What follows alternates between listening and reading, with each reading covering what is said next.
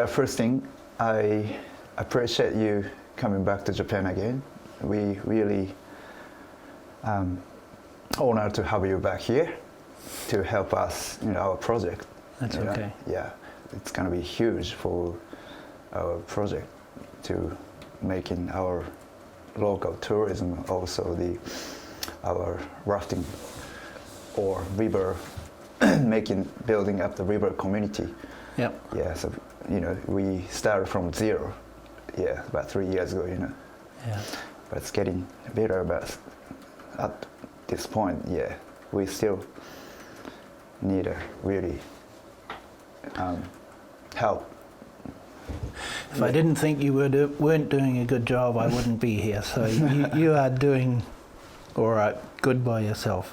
Yeah, thanks.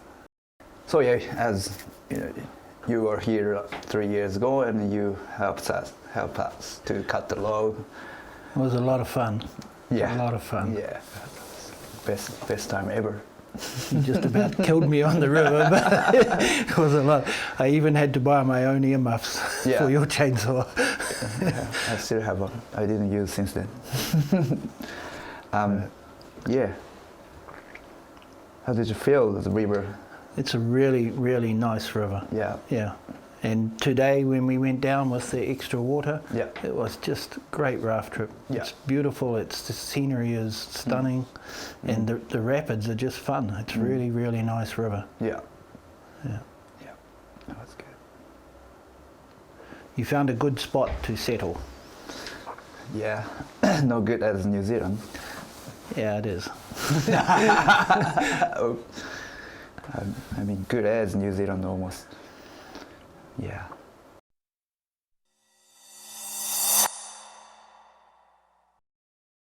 I think it's very, very hard to judge how a business is going now from the last 3 years. In New Zealand, once the COVID thing happened, New Zealand just is terrible. Just businesses falling down and no tourists. And I don't know enough about Japan to say it's the same, but I imagine it's been a very difficult few years, and it's very, very hard to get a rafting company up and running when you have that whole COVID response, no tourists. It's difficult, it's hard work. Yeah, but the river is great. It's a great place. It's easy to get to. You fly to Asakawa, just 25-30 minutes drive. It has really, really good possibilities. Yeah. In New Zealand, we more or less had 2 summers, or maybe 3. The first summer, nobody did anything, and second summer, people bought new car, camper van, did that. Third summer, they started going out, and in New Zealand we have a lot of recent immigrants, Indian, Chinese community, and a lot of them stay in Auckland. All those people started to come down to places like Rotorua, and they did a lot of things. I'm not sure how Japan, if it worked that same way, but some businesses did well out of those New Zealanders who were going out and doing things because they couldn't go overseas, and some businesses did very, very well. Other businesses completely fell down because just their businesses were tourism only. And the rafting in Rotorua, it did okay because we're 2.5-3 hours drive from Auckland, which has 1 million people, and a lot of those people were coming down to Rotorua, mountain biking, rafting, and it helped. Yeah. It wasn't the same where you had a busload of 50 people turning up and going rafting. That was completely gone, but you had a lot of small groups coming in. Yeah, I think you'd have to be pretty unlucky to catch COVID when you're rafting. You're surrounded by water and clean air. I don't think it's a problem. In Rotorua, we never had a problem with that, and people were rafting all the time. Yeah, same idea. We have recently as you said, a lot of small groups of rafting. Yeah. So, yeah, we spread the groups and taking number of the rafts. And Yeah, when New Zealand Rotorua was at the highest level, they separated the groups out, so they weren't mixing the groups on the boat. They would have one family in this boat, another family in this boat, so they didn't mix the people up. And the changing rooms we had were big. People would change separate from other people, and in the cars we would have different vehicles. It was manageable. That's a kind of great opportunity, business opportunities. It's like especially small operator like us. It's like we don't do we don't need to run keep our company size big, like a 10 boats raft and have a 10 raft guys, or Yeah. So it's manageable for us, and it's really, we think about we're gonna get more smaller rafts and a small number of the people on the one raft. We have like a 7-8 passenger raft, so I think about taking the smaller one. Yeah, especially if the water's low, smaller boat is good. Yeah, that's like matches like this situation, and like we don't have this year we have a really high water season, but you wouldn't want much smaller boats than what you've got now for this level. So which is really matches well for us. Yeah. Just think about getting more smaller raft and to show our backyard to the people.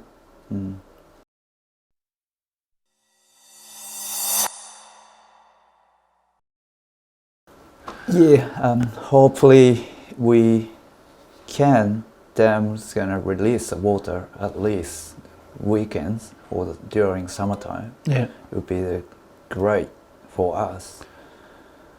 Otherwise, we only could run the Obako section only a couple months for the early high I water remember season. that when I was here 3 years ago. The first time you took me through Obako, it was sort of medium, good water. Yeah. And then 2 or 3 days later, the water, taking the water out of the bath, and it was like a lot of rocks, and it was definitely not as good. So if it's possible to get a window of water coming down, it improves the fun factor of the raft trip 1,000%. They do it in New Zealand. They have some rivers where they just release the water for 6 hours, and rafting companies, kayakers can go down. So it's definitely doable. We do the high water season till like the second week of July. Yeah. After that, rest of the season we don't have much like a good whitewater rafting. So we usually run the lower section to do like a more likely float trip. Or do like a ducky tours and stuff. But if that's what it is, and you have the smaller boats, it's even the lower sections, it's still really nice rafting. And especially if you have the small boats, you can zig through. That's it. It's a great whitewater rafting is great, but the other hand, like a more calm, mellow thing is like a really good introduce for whoever never been to the river. You don't have to run waterfalls all the time. There's nothing wrong with just floating down a river. Exactly. So his famous quote about life spent floating down a river on a boat. It's a nice way to spend some time. Exactly. To be in the river is always good. So river is river. True. And it's clean water, it's not like it's dirty. I don't know if you can drink it, maybe not quite, but it's nice and clean, and it's nice water. Some parts of the world you don't want to fall in, but this one it's no problem.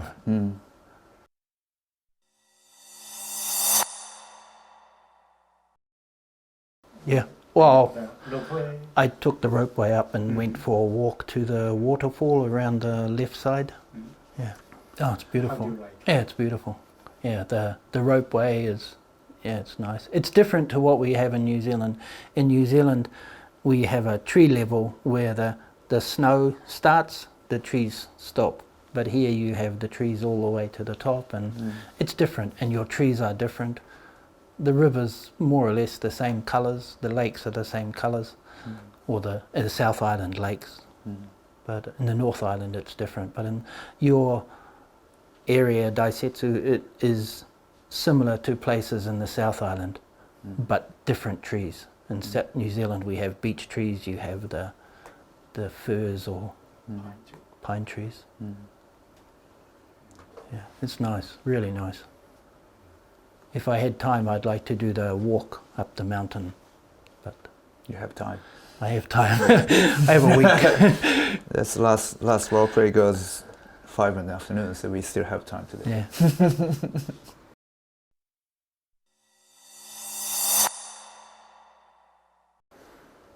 One reason I love snowboarding too, and when I visit Kurodake first time, I kind of shocked.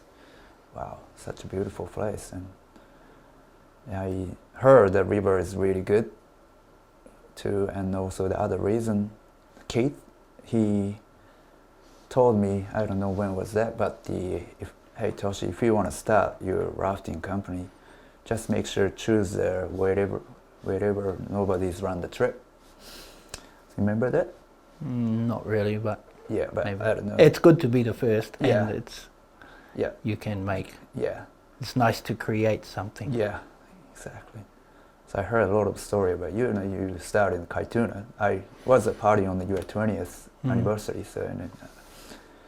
When I started the Kaituna, there was 3 other companies in Rotorua, and all 3 companies went to the local government to try to get me stopped from doing the river because they said it was too dangerous and should never be rafted. And now it's normal. Guides are trained on it from day one, so it's a little bit of a legacy for me. That is huge. And it's been good for the community. It's a lot of people live out there. It's probably the most kayaked river in New Zealand now. Gets the most people kayaking it. It's really good. Will you tell me It how takes the time. community start to involve? There's probably 2 things. Me starting the rafting, and one of my ex-raft guides, she bought a little store, a cafe, and she moved it 50 metres and made it into a cafe, and it made it a centre point of the community.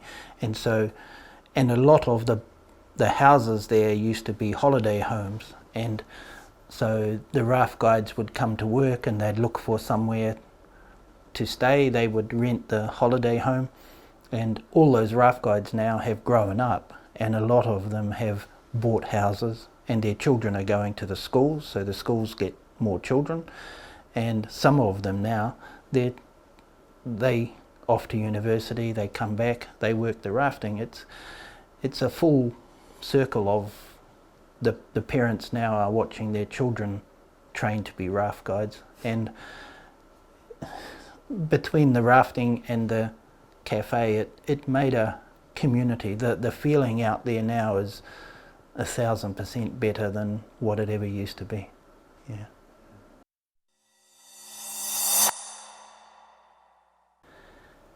Just everything. It combines.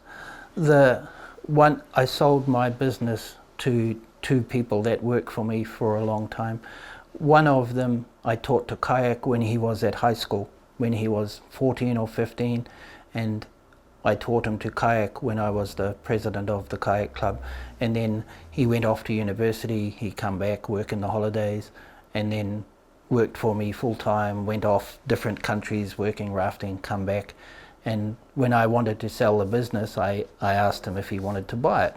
And and I said, you have to buy it with this person because they would work together. And so you have a whole generation creating that. And in Okere Falls now, there's whole groups of people that their life, not life, but the river becomes the centre point of what is happening in that community, and it really helps the community. I think there's a really good feeling out at Okiri Falls with the people now, and you have to start young. You know, you get the school children kayaking, and you teach the high school kayaking, and the kayaking and the rafting come together, and it gives. If they go to university, they come back, they have a reason to come back because the river's there and they want to go paddling again. So it takes time, but it's possible to build that culture, that feeling around the river, I think.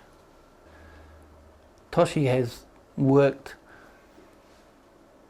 in a lot of places around the world, so I think he knows how to make that correctly. He can do the right things, no problem, to start things and, you know, put the seed in the ground to get it growing. He can do that. What is your idea? I'm trying. Yeah. but it's hard work. It's Yeah. hard work. Yeah. It's hard work. Yeah, I can do whatever I can do. So just teaching, bring my friend to the river. Yeah. Yeah, to show how beautiful the river where our hometown is. And most of the people, they kind of surprised. Oh, wow, so we didn't notice such a good river around our town. From what I've seen of Kamikawa, the name is Alpine River, but the town doesn't seem to point to the river. There's not sort of picnic area beside the river, place you can park your car. You could probably do more to point towards the river, to make the river, because you have the name, it's to make it more a bigger part of the town, maybe. ね、その通りですよね。Yeah, exactly. Yeah, true. And also, you meet Satomu. He's one of the trainee coming to Kamikawa town, not to Alpine, but he joined to Toshi's project this year, right? Yeah. Yeah. Yeah, and they come and they train, and then they like it, so they look and they buy a house here, they buy a house, and if they have children, the children go to school, and it all helps.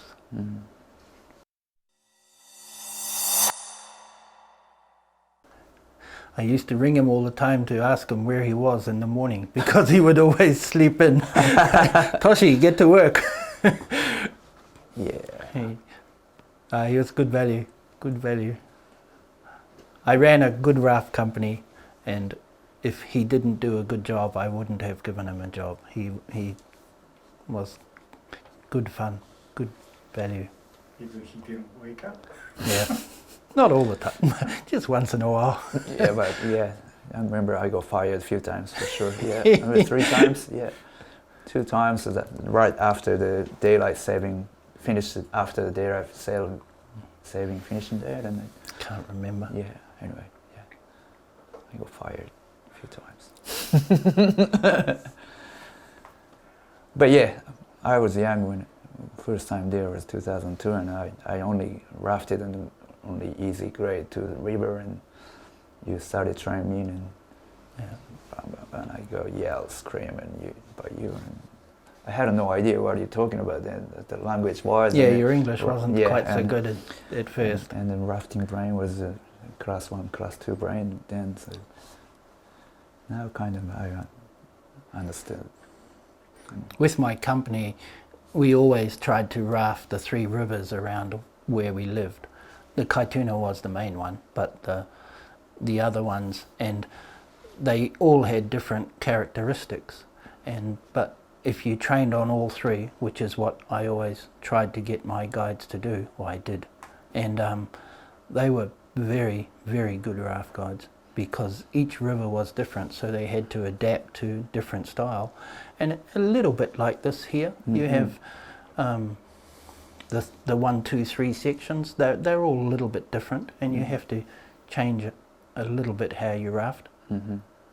And especially if the river is going up and down all the time, it's a big change for a raft guide. You know, we paddle the whole Yeah. way from Sohonkyo to Kamikawa, Yeah. so we do different sections. Yeah. And also we do different river as well. So yeah, that's exactly. I'm feeling that we great for the rafting skill. Different Yep. kind of type of the rivers. Yeah, and different water level. That last little post you did about the camping trip, that was a great idea. That was so much Yeah, fun. that was. Yeah. That would be a good thing to do. Yeah. Yeah.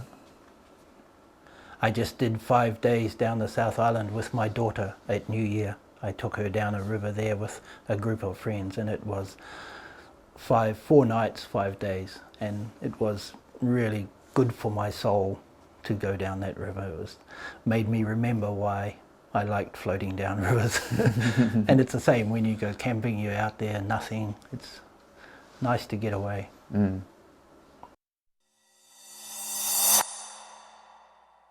Had the baby. Yep. Little Kiwi. Yeah. Yeah, it was good. He was very, very nervous. For the first couple of months, Toshi is walking around like, oh. It was fun. Yeah. But the great parents. Great parents. 7. No, he's 6 now, so... Yeah, almost 7. No? Yeah, Yeah. so 5 years ago. Yeah. 5, 6, 7 years ago, yeah. Yeah. So really, you know, happy or glad to be a part of the river community. We just lived 30 seconds from the cafe or 30 seconds from the rafting base. So it was, and especially Mari works for the cafe, so you know, we are from overseas, but we felt really at home. Mm.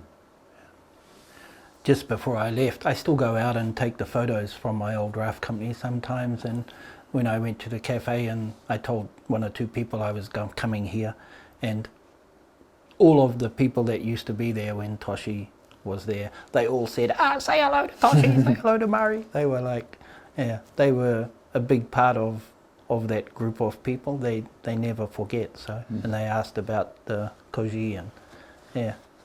So I have to take photos and take back to show the people in the cafe, and yeah, it was a great community. Mm. And especially having a Japanese national baby in the community, it was something different.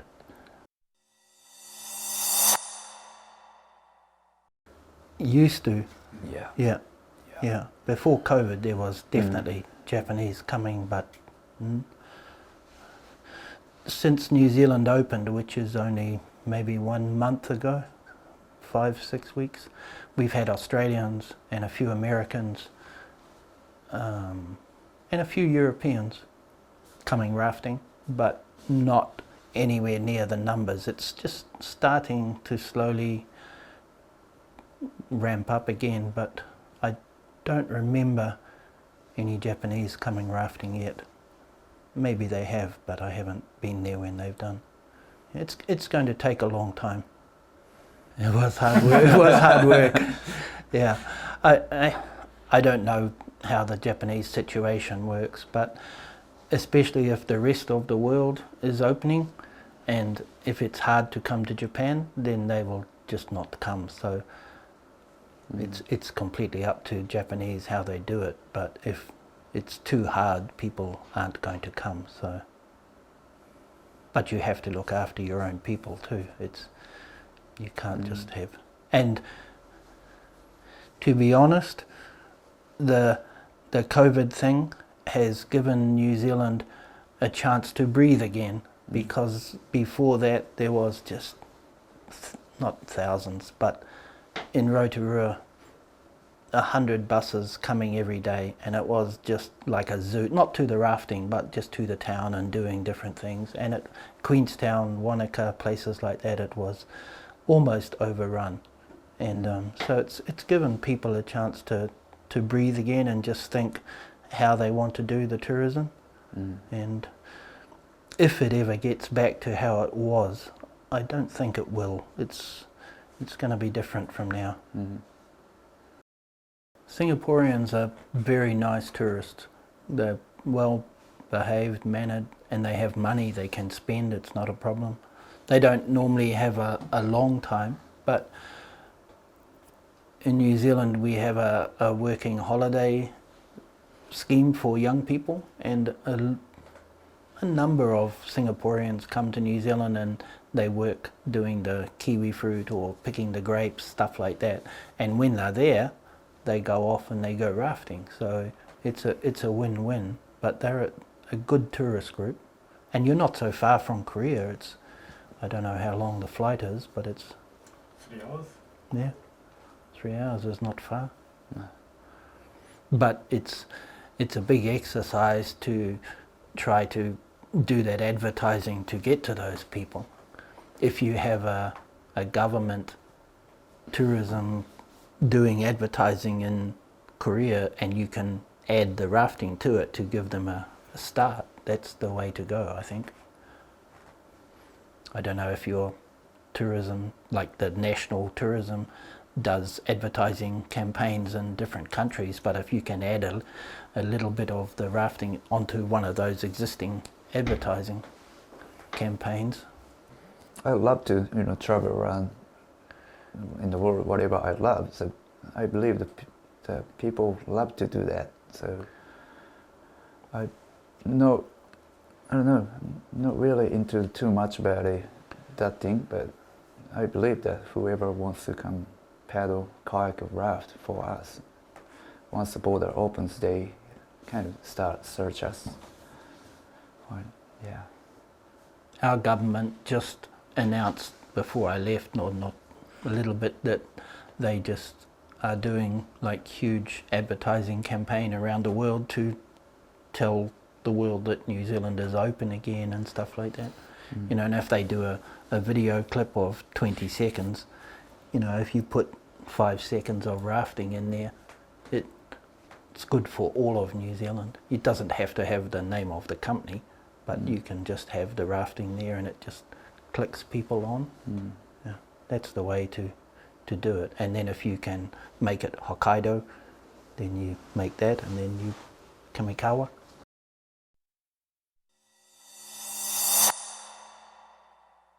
Yeah, think about it. Oh, yeah. Yeah.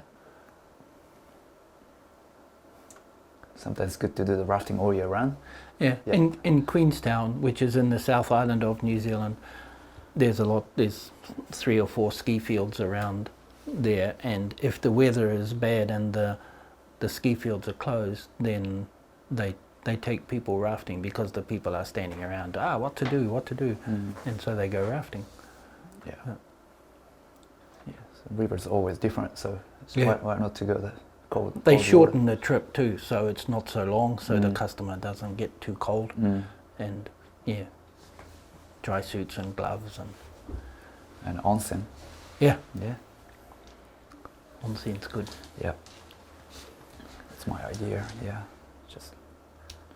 Have you tried winter rafting yourself? Yes. How do you like it? No. Too cold? I have to say yes.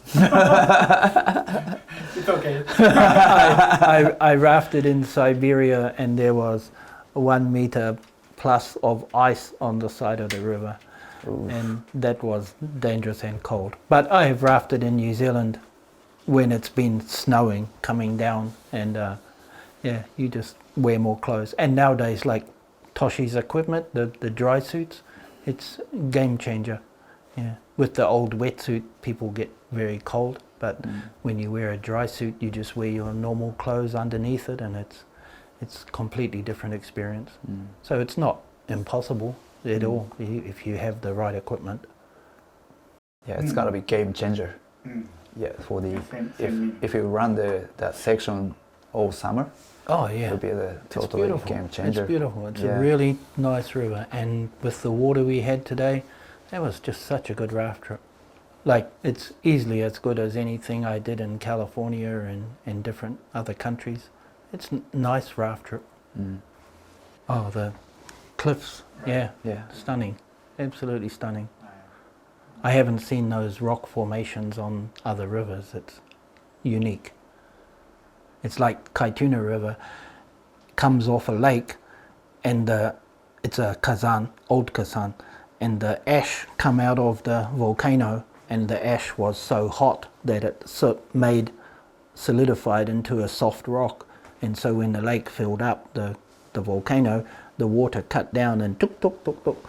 There's no rocks in the river, no rocks. It's unique. It's like this one. This one is unique too, with the rock formations, and it makes a good start for a river. Other rivers in New Zealand, like this one, lots of rocks, you know, the round rocks in the river, but on the Kaituna there's no rocks. It's just flat bottom.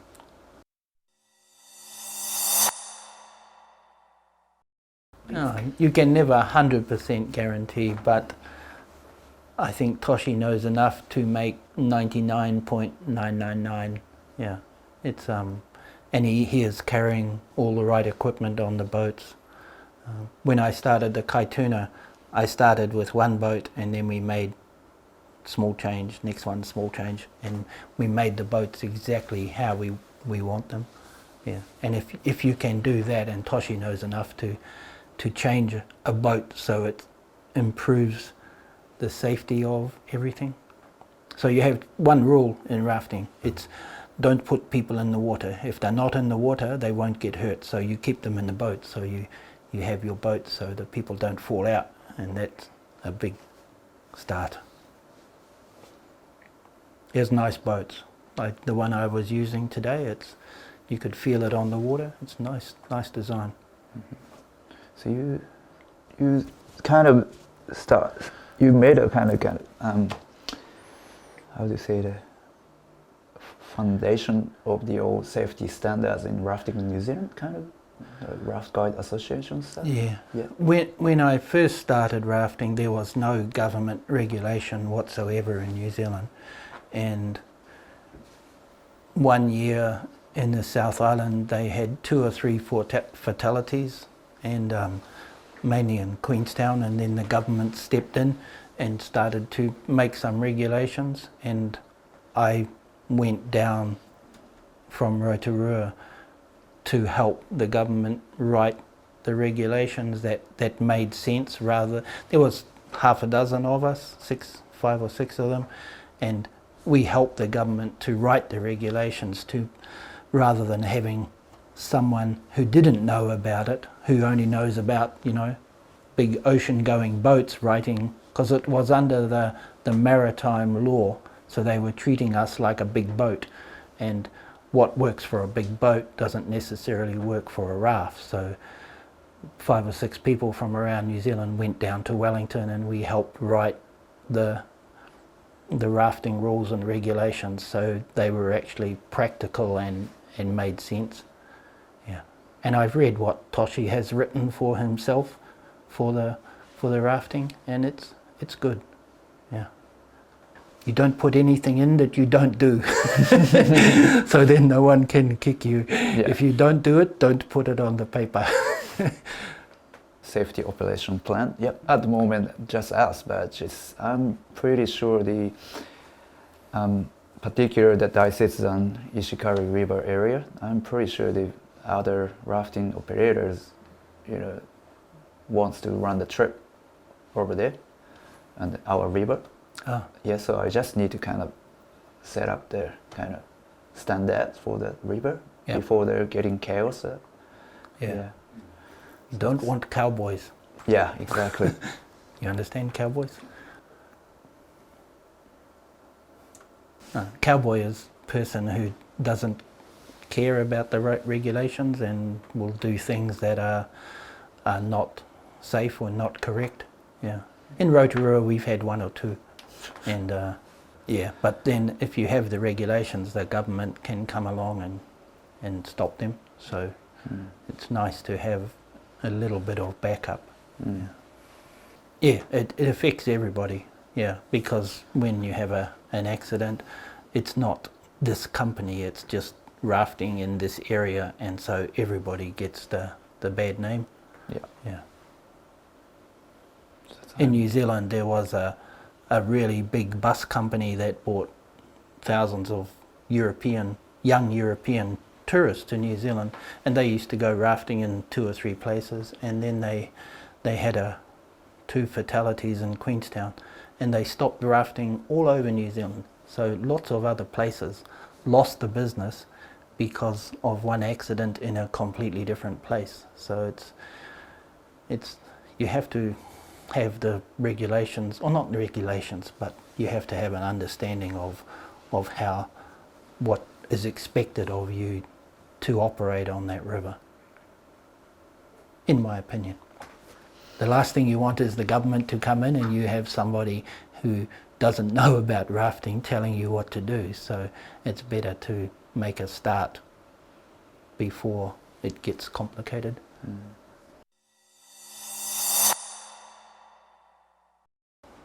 Yeah, I've been only North America and a little bit in Africa and New Zealand. Yeah. And in Okera Falls, Kaituna River, so we have many guides coming from all over the world. Yeah.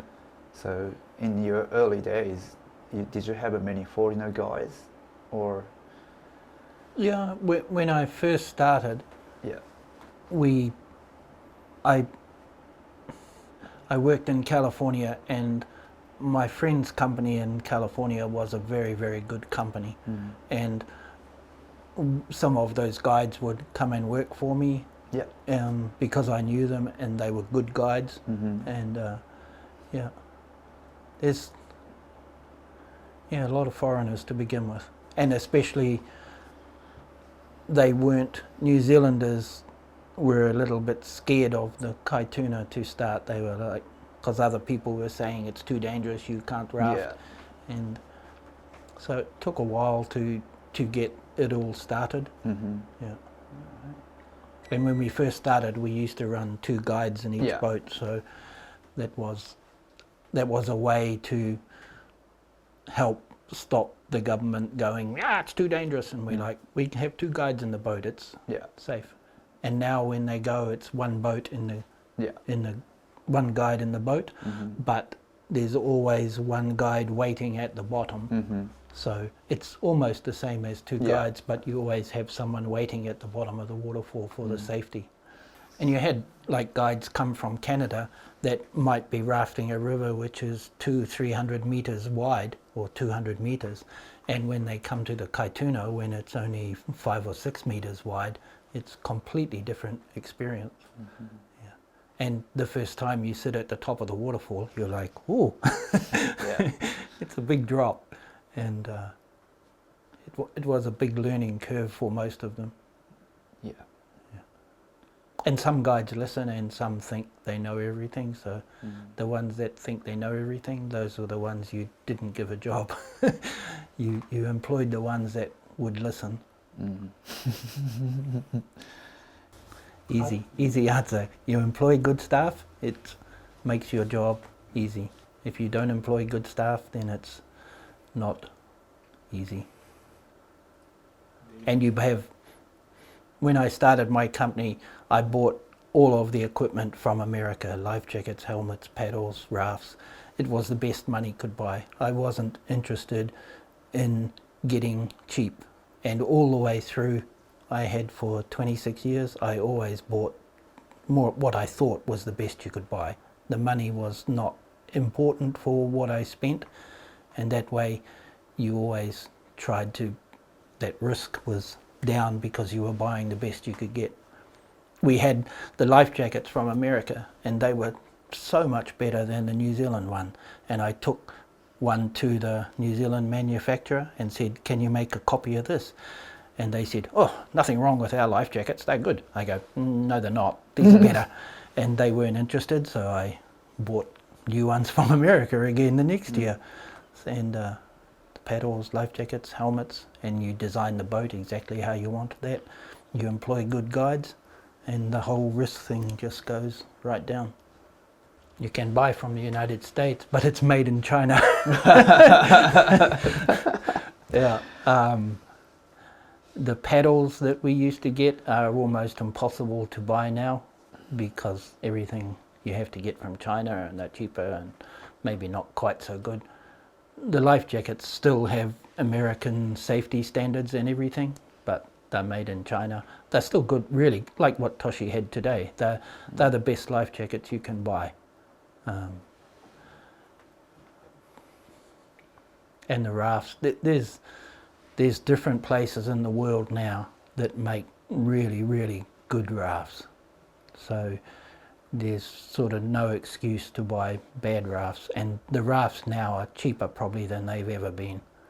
Yeah. When I first started my raft, or just when I stopped using the New Zealand made rafts, they used to cost me about $8,500, and they were not so good, and I got from overseas and less price and definitely better boats, and they would listen to you when you wanted to make a change. So I like a raft with a little bit of lift. For the kaituna, we didn't want the noses to be too high, because when you go down the waterfall, if you have a high nose, it hits very hard. So you wanted the boat to dive under the water and come up a little bit. So we didn't make the nose too high. Some rafts have very high nose, but when it hits the bottom, hits the water, it very bad hit. So yeah. And for rafts, I don't like flat floors. Sometimes they make floor and the outside all the same. So I try to make the boats with the inside the floor a little bit higher, so it has the two outsides. They make them track. And one that won't leak. If you get the right material, because every time you take a boat on the river, the material is doing this. And if you have not so good material, then after 10,000 times it starts small crack, and then they leak, and it's And rafting bosses have enough to do without spending all time fixing boats. So that's my full-time job right now, to fixing the raft. Yeah. And you design the boat for the river. You know, you don't. You did, right? Yeah, I did. Yeah. Same thing. You try to keep people in the boat. You know, I put extra ropes in the front and on the floor and around the back, so people always have something to hold, so they don't fall in the water. If they're not in the water, they won't get hurt. Yeah, that's why you employ good staff, because you have the right staff. They can teach the people, and once the people you can teach, then the guide just can, nice and easy. Even if you have raft racing, if you race in a rafting competition, there is always one person to make the calls, so that doesn't change from raft racing to commercial. It's the same. You always have one person, and that's the guide's job, is to get the timing right. So when he goes past a rock, he knows when to start the turn for the next one, and it's all about timing. They're still doing, but we part of the New Zealand police raft race. Yeah. Yeah. So all of the New Zealand police come in race on the Kaituna River. So we help them their race. We sit on the raft, and it's always good. We had a couple of our old guides join the police force when they stopped the rafting, and then one or two of them had an idea to have a raft race for the police, and it's the whole day, and we stop the rafting for normal people, and we just raft the police, and the police come out there, and there's no pressure, there's no people not being nice to them. It's like it's a good day for the police.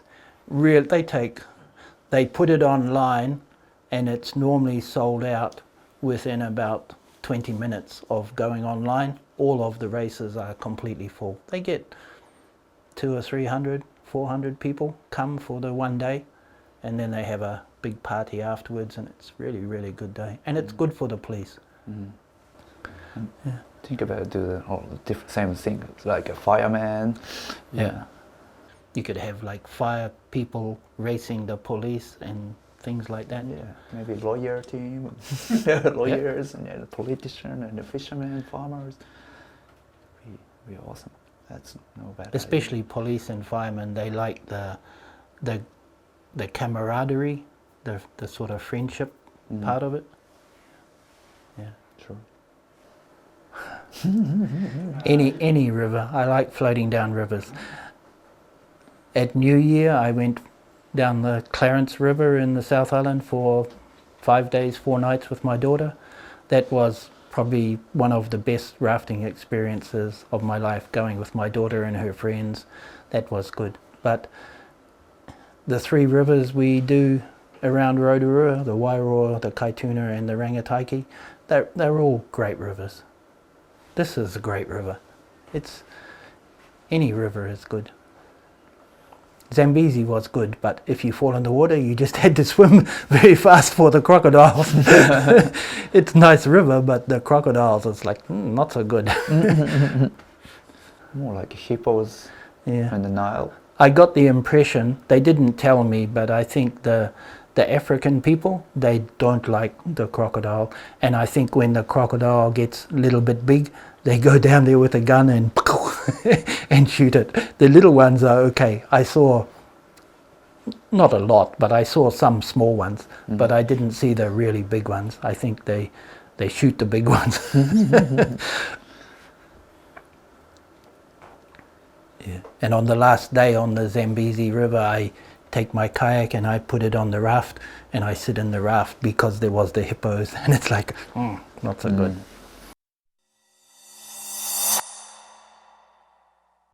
It was part of that government regulation that we had to draw up for the government, and when we sat around as part of the government regulation, we had to write what was required of a guide, and so we helped to write what a guide should know, what they need to learn and stuff like that. And then as part of that whole process, the government gave 7 or 8 people around New Zealand the authority to license a guide to start with.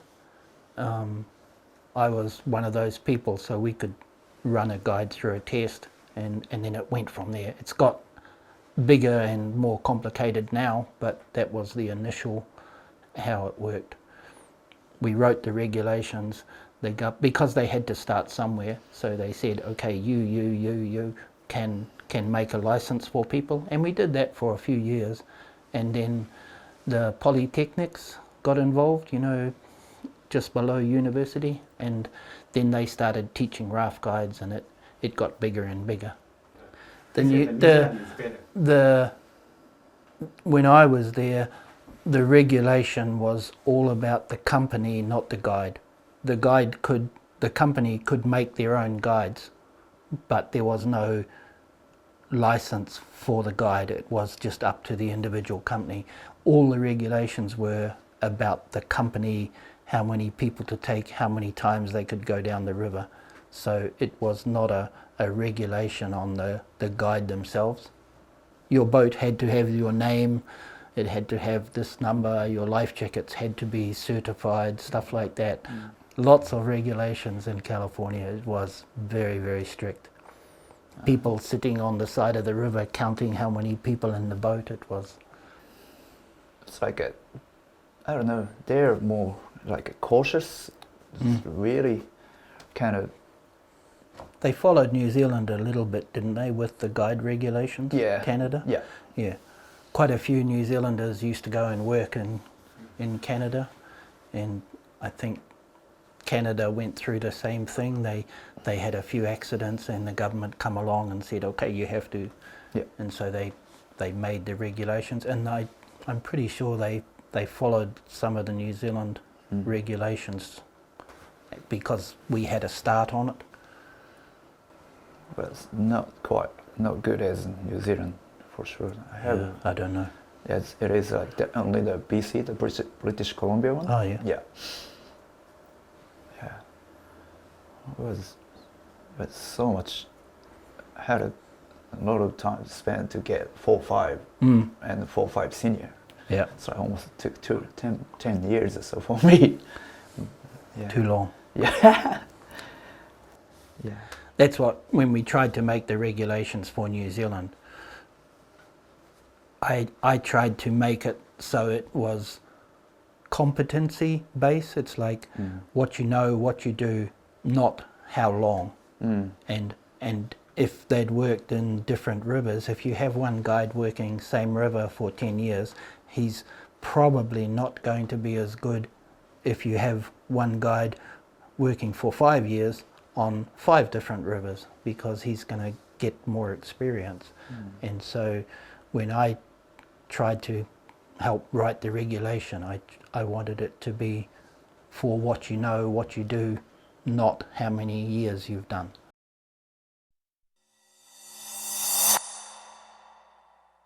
For starting, she is doing very good. Yeah, it's to create raft guide is not one morning job. Like, I've been rafting 40 years and still learning. So you are always going to learn, and it's to learn to do the timing. There's a lot to remember. You have to talk. I try to teach the guides, you look down the river as far as you can, and then you look back to the raft, and then you talk, and then you look at the people in the front of the boat to see they are doing what you just talked, and then you go back to the front of the river, far away, and then come back. So it's 1, 2, 3, 1, 2, 3, 1, 2, 3. And it's a lot to learn. And it's when things are happening close, your brain is and you're trying to think and talk at the same time. It's hard work. After 40 years, it's easier, but it's a lot to learn for a person. And she did well. Her voice traveled really good. 1 or 2 times he talked to the fish instead of the heads, but you have to always have your face talking to over the heads.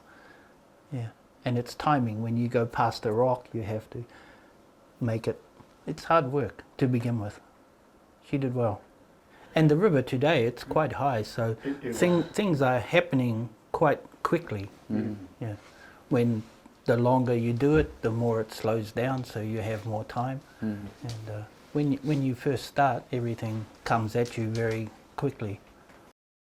It was a long time ago. I don't really remember so much, but he must have done okay, because he kept coming back for a long time, and I always said yes. So I think, yeah, he did good.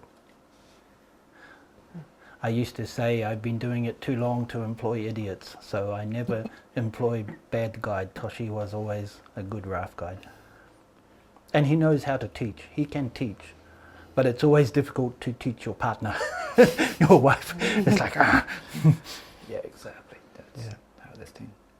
Yeah, back in the old days, in many, after we finish our summer season, that means the beginning of the season of the southern hemisphere.